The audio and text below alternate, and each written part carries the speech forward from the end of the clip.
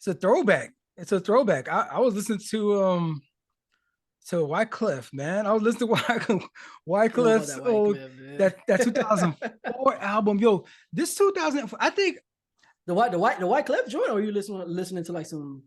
No, we said 2004 though, because I I said was thinking about 2004. Fugees. Fugees was 98, Nah, I said I was but listening to Wyclef. You know, they had White their Clip, thing. okay. No, but hold on. What are you talking about? Fuji's was 98. Like when Fugees was really popping, it was like 98 when it was like really popping, right? I'm not saying that's when the album came out, but that's No, when they really got no, that's notoriety, wasn't it? Was it 98 or something like no, that? that was 92, bro. They Oh, it was started in 92. Oh, okay, I'm way off. 92 to 92. 97. They still had Oh, stuff. no, you know what I'm probably thinking about? This I'm nigga probably threw me thinking off like about I was crazy, man. I was recording and everything. I had all my shit I ready. know you was. No, I mean, you could have recorded this whole thing. Like, I know man, you what was. you talking about? But I'm thinking about maybe I'm thinking about Miseducation of Lauryn Hill. Maybe I'm thinking about that. When did that come out? I feel like so are you not are you not part of the conversation?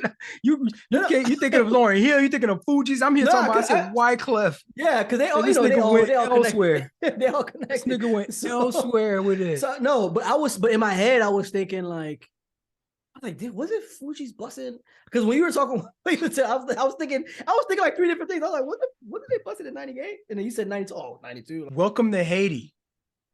Creole 101. This was 2004. Wyclef put this joint out. So Fugees was doing their thing in early mid 90s. I feel like I remember this album. And then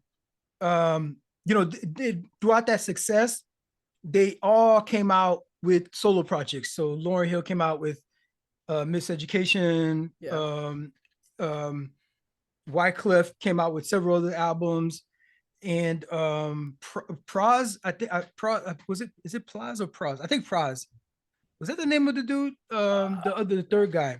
I'm not sure I can see. Right.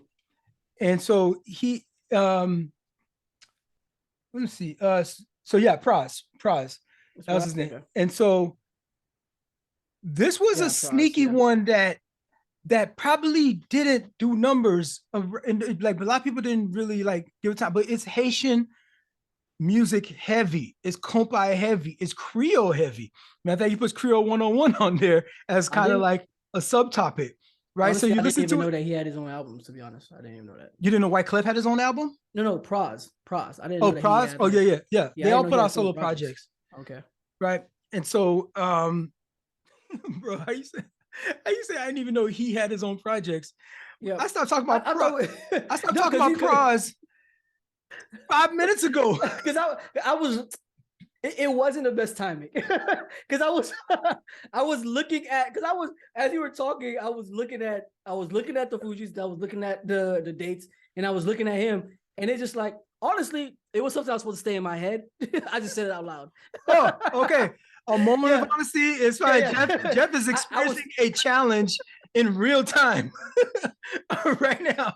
It would not be challenging if it wasn't these types of challenges that we had to navigate. I definitely was speaking out loud. It was supposed to just be in my head.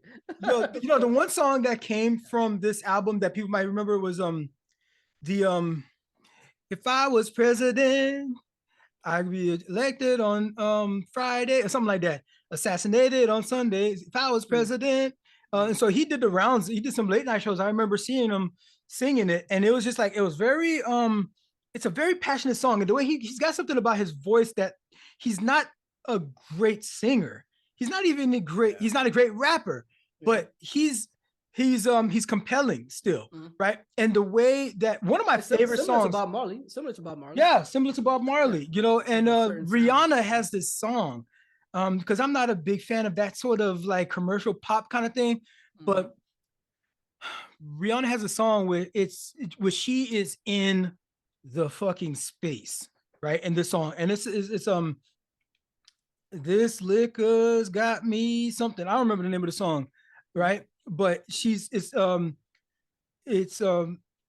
song where she's singing because she's in her feelings because she's drunk, and she's in her feelings when she's drunk. She's like, the liquor's talking, right?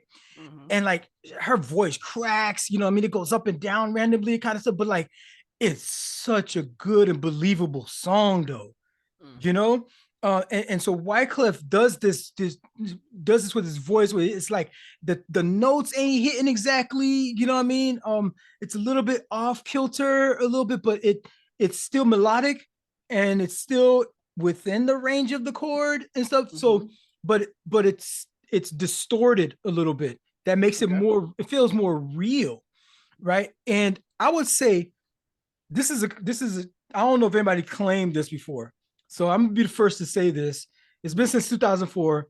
I did a callback to this, and so now I can take this and own it. And says I've always said since 2004 that this song, the President song, is is toe to toe with Nas's "If I Ruled the World." The messaging is pretty much the same. The imagery that he sets up is the same kind of sentiment. And the lyrics, when you read it, I mean, when you read the lyrics and you hear it, and the delivery, that song is underrated over time. A lot of people probably don't even remember it, and probably didn't even like. If you listen to that and then you listen to that Nas track back to back, and you'd be like, oh, I get the same elements. I mean, he's from New York too. I mean, he's from Haiti. Yeah. But you know, I mean, he ended up being a New York, resident growing up in New York.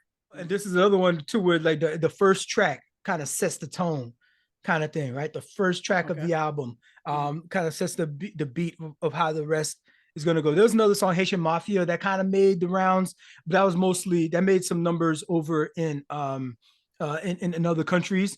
But he set out when he made this album, he's like, I want this to be an authentic album. I don't want it to be no Billboard Top 100 type of cookie cutter type of project. And he established that, and the shit holds up.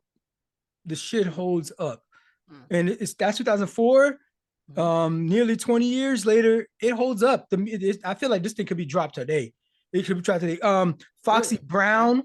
Foxy Brown is on here. Oh, we got Foxy Brown there? Okay. Yep, Foxy Brown's on there. Who else? Sweet Mickey. He was lit. Yes, of course, Sweet Mickey. Yeah. Sweet Mickey's on there. Yep. He was because I'm looking at the track list now. Yeah, I mean, he got some hitters on there. He got Buju Banton on there, T-Vice. Yep. Yeah, I mean, he got some appearances. There's some bangers on here.